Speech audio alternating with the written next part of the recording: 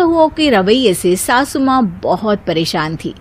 दरअसल बात ये थी कि तीनों बहुओं में किसी बात को लेकर अनबन हो गई थी। तब से ही तीनों एक दूसरे से मुंह फुलाए रहती थी। ना कोई सीधे मुंह किसी से बात करती, ना किसी का कहना मानती। पड़ोसी भी इस बात को जानते थे और जाने कैसे कैसे बातें भी करते। इसीलिए सासू माँ ने तीनों बहुओं को तुरंत अपने कमरे में बुलाया। मैं कई दिनों से देख रही हूँ, तुम तीनों अलग अलग सारे काम कर रही हो। ये सब नहीं चलेगा, तीनों को मिलकर ही काम करना पड़ेगा। सास की बात सुनकर एकदम से बड़ी बहू बोल उठती है। नहीं मम्मी जी, मैं इन दोनों के साथ कुछ नहीं कर सकती। मैं इस घर की बड़ी बहू हूँ, फिर भी ये मेरा कहना बिल्कुल भी नहीं मानती। अरे जेठानी जी, जानबूझकर मुझे डबल काम करवाती है आप। और छोटी मुझसे टेढ़े मुंह ही बात करती है। इन दोनों के बीच हमेशा सैंडविच बन जाती है मेरी, और मैं हमेशा आलू की तरह बीच में मसली जाती हूँ।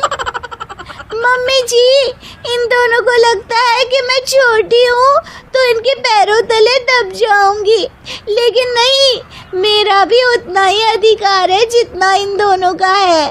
बड़ी आई दोनों मेरी चुगली करने के लिए, मुझे क्या कम समझ रखा है। तीनों बहू एक दूसरे से बहस करने लगती है और सास दोबारा ये देखकर टेंशन में आ जाती है और सबसे कहती है, चुप हो जाओ, अब से तुम तीनों सारे काम एक साथ करोगी। आंख बंद करके एक दूसरे की बात सुनोगी। तुम तीनों इस बात को गांठ बांध लो, वरना अगली छुट्टियों में तुम्हारा अपना मायके जाना कैंसिल। सास की बातें सुनकर डर के मारे तीनों हामी भर देती हैं। जी मम्मी जी, मैं समझ गई। हाँ मम्मी जी, जैसा आप कहें। आप जो कहेंगी मैं वही करूंगी। तीनों बहू सास की बात को गांठ बांध लेती है और वादा करती है कि अब से सारे काम वो तीनों एक साथ मिलकर ही करेंगी। ये सब देखकर सास खुश हो जाती है और वहां से चली जाती है। नीचे जाकर वो देखती है कि घर में शर्मा जी आए हुए होते हैं। सास जोर से आवाज लगाकर कहती है, अरे बहू, जरा चाय बनाकर तो लाना, शर्मा जी आए हैं। सास की बात सुनकर तीनों बहू तुरंत किचन की ओर भागती है और चाय बनाना शुरू कर देती है। मुझे तो एकदम मसाले वाली कड़क चाय पसंद है, तो हम शर्मा जी के लिए मसाले वाली चाय ही बनाएंगे। अरे नहीं दीदी, गर्मी के मौसम में मसाला चाय कौन पीता है? मैं तो शर्मा जी के लिए इलायची वाली चाय ही बनाऊंगी। ये कैसी बात कर रही हैं आप दोनों? मेरी मम्मी ने सिखाया है कि मेहमान को ज्यादा दूध और शक्कर वाली चाय देनी चाहिए, वरना वो घर वालों को कंजूस समझते हैं। तो मैं तो शर्मा जी को ऐसी ही चाय दूंगी। तीनों बहुएं अपने अपने तरीके से चाय में शक्कर, मसाला, पत्ती सब डाल देती है। उबलने के बाद तीनों मिलकर चाय बाहर लेकर जाती है और शर्मा जी और सासू माँ को देती हैं। चाय पीने के बाद शर्मा जी सासू माँ को देखकर शर्मा जाते हैं और शर्मिंदा महसूस करते हैं कि आखिर उन्होंने चाय पीने के लिए हामी क्यों भरी। सासू माँ भी चाय पीना शुरू करती है और कहती हैं, अरे बहू, ये कैसी चाय बनाई है? चाय है या मीठे दूध की बासुंदी?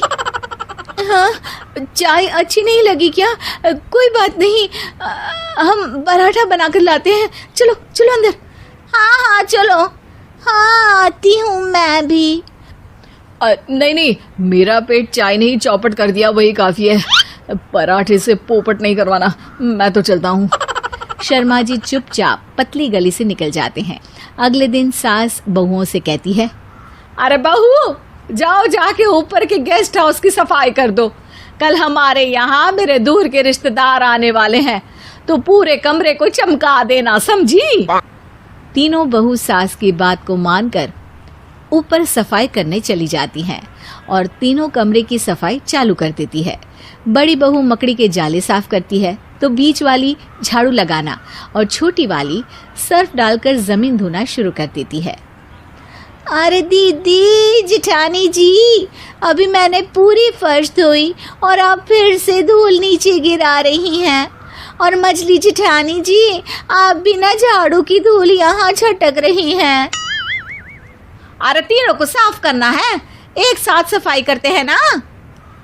अरे वही तो, हम साथ साथ हैं, घर साफ साफ है। तीनों बहू ऐसे ही काम में उलझ जाती है और 2 घंटे तक एक ही कमरे की सफाई करती रहती है। बहुत देर से अपनी बहुओं को ना देखने के कारण सास ऊपर कमरे में उन्हें देखने जाती है, लेकिन कमरे में घुसती ही वो गीली फर्श पर फिसलने के कारण नीचे गिर जाती है।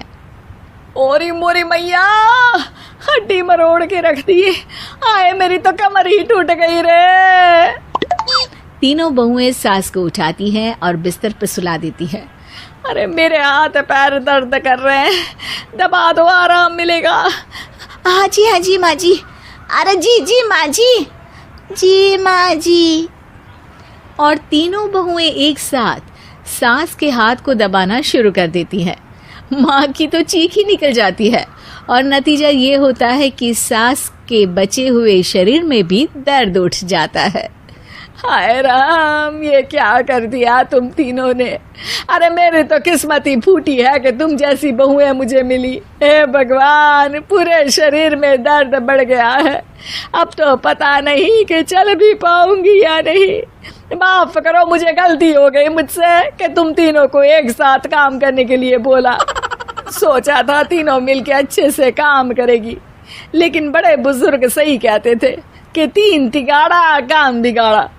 तुम लोगों ने ये बात ना आज साबित करके दिखा दी। तुम तीनों को तो समझाना यानी मानो भैंस के आगे बीन बजाना है।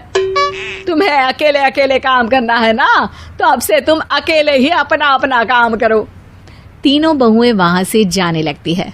अरे कहाँ जा रही हो? आप ही ने तो कहा कि अपना अपना काम करो, तो मुझे मुल्तानी मिट्टी लगानी है।